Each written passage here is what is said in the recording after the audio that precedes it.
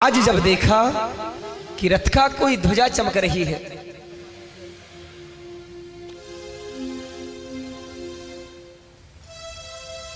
आज जब रथ की ध्वजा को देखा तो सारे ग्वालों को लगा कि आज तो कन्हैया आ रहा है। दूर से देखा, पास में आया तो लगता है बिल्कुल कन्हैया आ गया, आज तो आ रहा है। सभी के मन का मयूर नाच उठा, सारे ब्रजवासी झूमते हैं कि आज हमारा गोपाल आ गया है। जब पास में आया,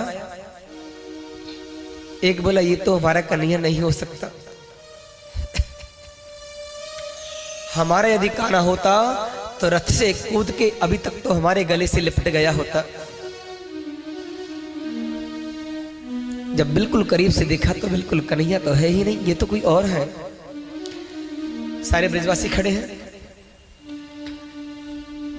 उद्धव ने पूछा,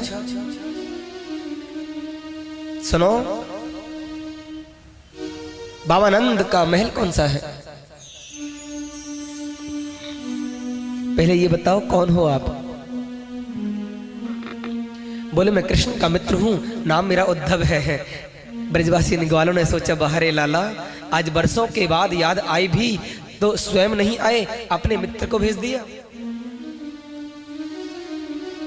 खैर कोई बात नहीं, नंदरानी का महल पूछते हो? ये कितना बड़ा ज्ञानी बनता था उद्धव। ग्वालों ने कहा कोई पूछने की जरूरत नहीं है आपको, तो हमारे तुम्हारे सामने जो ये नदी बह रही है ना, ये नदी नहीं है, हजारों गोपियों के अश्रुधारा इकट्ठे होकर के ही नदी में परिणत हो गए हैं। बोलो राधे राधे। ये गोपियों के नैनों से निकलने वाले आंसुओं की धारा है तो नदी का रूप धारण कर लिए है। ये उद्धव बड़ा ज्ञानी बनता था ना, एक ज्ञान की सीढ़ी तो यहीं खिस गई। बाप रे, ऐसा वैचित्र। ग्वालों ने कहा चलो हमारे साथ।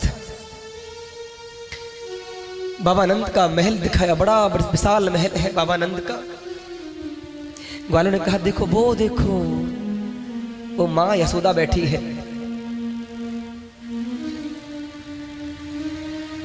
मैया यशोदा तुलसी के। उद्धव ने जैसे महल में प्रवेश किया, महलों की दीवारों से जय श्री कृष्ण जय श्री कृष्ण जय श्री कृष्ण जय श्री कृष्ण ध्वनि निकलती है। उद्धव ने देखा ऐसा वैचित्र, इतना आकर्षण तो मैंने कभी नहीं देखा। माता खोई है अपने लाला के ख्यालों में। उद्धव ने जाके कहा मां मैं उद्धव हूं, कृष्ण का मित्र हूं। माता को लगा कि मेरा लाला पलना में सोया है, कोई जगाने आ गया। उद्धव से बोली शांत रहो। क्यों माता? पर अंदर पलना में मेरा लाला सोया है, जोर से बोलोगे तो जाग जाएगा।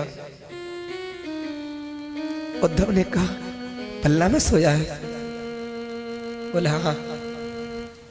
लेकिन माता मैं तो उसे मथुरा छोड़ के आया हूं। बोले नहीं, पलना में सो रहा है। उद्धव की दूसरी ज्ञान की सीढ़ी यहां खिसक गई। हाथ जोड़ के बोला मां पहले तो आप मुझे उस बात के लिए क्षमा करो जो मैं आपको समझता था, आप वो नहीं है। अरे आपके तो चरणों की रज के कण के बराबर भी मैं नहीं। मां आप दिखा सकती हो लाला कहाँ है? बोले हाँ आओ मेरे साथ। अंदर गई, अब पल्ला के पास खड़ी हुई। पल्ला में गोपाल को नहीं देखा तो धड़ाम से गिर पड़ी। बोल मैं भी कितनी अभागी हूं उद्धव,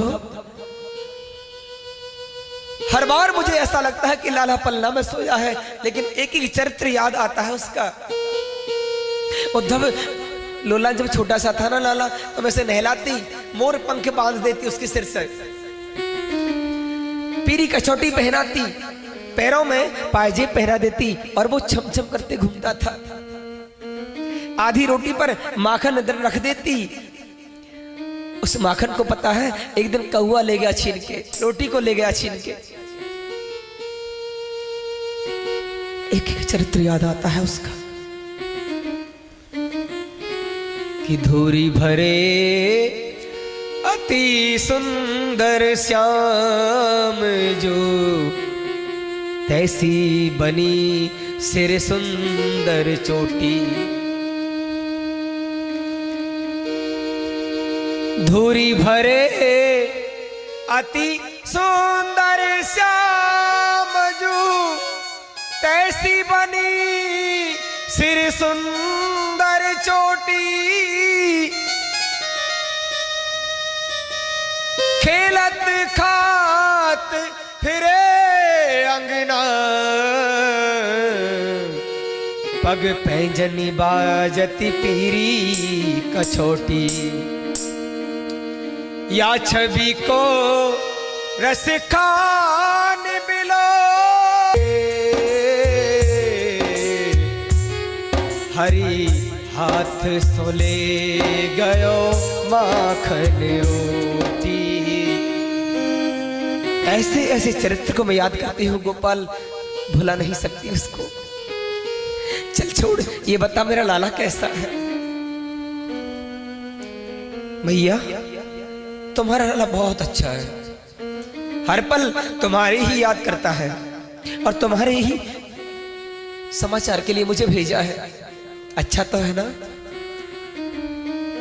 उसे ठीक से खाना खिलाना बेटा, उसे अपने आप खाने की आदत नहीं है।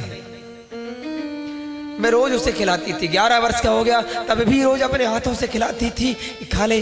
उसे अकेले खाना नहीं आता था, ग्वाल वालों को खिलाता जरूर था मगर खाता नहीं था। सुबह से निकलता शाम को आता था, फिर भी कहता मैया भूख लग रही है खिला देना। माँ एक बात बताओ, अब मैं चलने की आज्ञा चाहता क्योंकि अभी मुझे किशोरी जी सो राधा से मिलना है, गोपियों से मिलना है।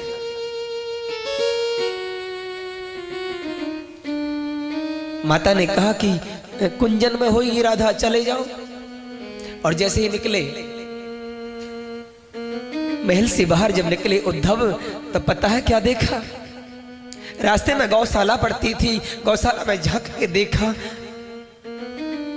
तो गाय देखा। थोड़ा आगे बढ़े तो क्या देखती? वृक्ष से पानी टपक रहा है।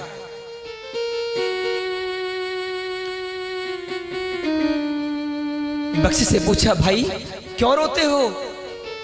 याद आ रही है कृष्ण की?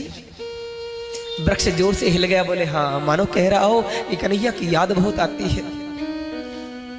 थोड़ा आगे बढ़े तो एक वृक्ष के नीचे गोपियां बैठी है और बीच में राधा रानी बैठी है वृक्ष की ओट से। और उद्धव देखते हैं, उद्धव ने अपने आप को दिखाया नहीं।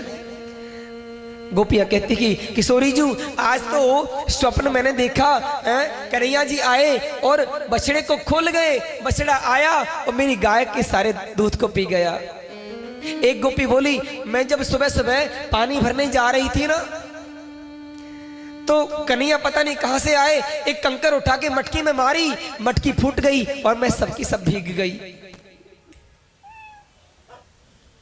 एक गोपी बोली किशोरी जी आपको स्वप्न नहीं आता? आपको स्वप्न नहीं आता? किशोरी जी ने कहा कि तुम कितनी भाग्यशाली हो गोपियों,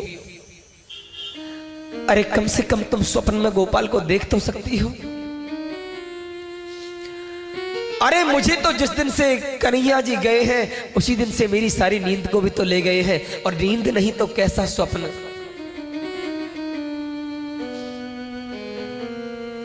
मुझे तो स्वप्न भी तो नहीं आता बैरी। ऐसा जब कहा तो उद्धव सामने आ गए और गोपियों से कहा गोपियों आप मुझे क्षमा कर सकती हो, मैं तुम सब लोगों को बिल्कुल गंवार समझता था, लेकिन तुम तो वो हो कि तुम्हारे चरणों की कण के बराबर भी तो मैं नहीं। बहुत समझाया।